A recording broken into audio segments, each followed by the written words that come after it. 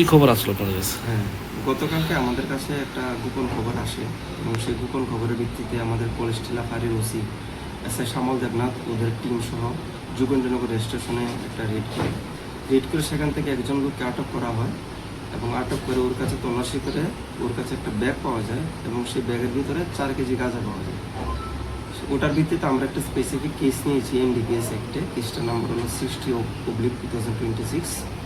সেই কেসের তদন্ত চলছে এবং তদন্তের মধ্যে আমরা দেখছি যে গাঁজাটা কোথা থেকে এসেছিল এবং কোথায় যাবে, এবং ওই লোকটাকে আমরা অ্যারেস্ট করে আজকে কোর্টে ফরওয়ার্ড করেছি এবং ওকে কোর্টের কাছে রিমান্ডের জন্য আবেদন করা হয়েছে।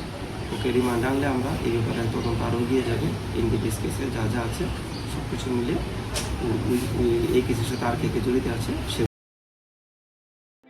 Your dreams make you think better, bigger, and farther.